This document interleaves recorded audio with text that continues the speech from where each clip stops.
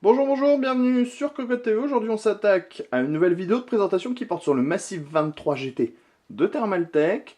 Un gros dissipateur pour les portables gamers. D'ailleurs, ça se voit tout de suite, on est dans le ton, il y a du noir, il y a du rouge. Allez, on sort ça de la boîte.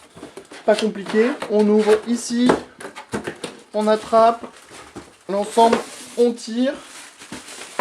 Et on a le droit à notre petit refroidisseur et notre petit bundle. On va essayer de se mettre la boîte de côté puisque comme on n'a pas appris la fiche par cœur, bien sûr, on serait incapable de vous donner les petits détails. Alors, c'est compatible de 10 à 17 pouces. Ça mesure 353 mm par 293 mm par 41 mm de hauteur. Il y a des pieds qui sont réglables, le tout étant plastique avec du métal mesh. On commence avec le petit bundle qui comporte une notice et un câble USB pour l'alimentation. Ensuite, on a des protections, un peu de polystyrène et notre fameux dissipateur, notre Massive 23 GT qui, on peut le dire, est plutôt massif.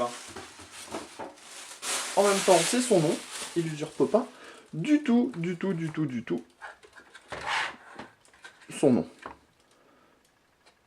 Alors, on a, comme on le disait, du noir, du rouge, du métal mesh et pas mal de plastique. Des petits pieds antidérapants un petit peu partout, vous voyez, qu'on peut même ressortir si on veut, pour éviter vraiment que le portable tombe. Ça, c'est plutôt une bonne idée, c'est plutôt pas mal. En dessous, on a un gros ventilateur de 200 mm qui tournera lui de 500 à 800 tours pour 63 CFM. Au niveau du poids, on est sur 1 kg, ça va, c'est pas la mort, mais comme c'est tout en plastique, c'est normal, c'est assez léger. On voit que, on peut relever la chose, et donc utiliser une petite barre pour pouvoir caler votre Massive 23 GT comme vous en avez envie.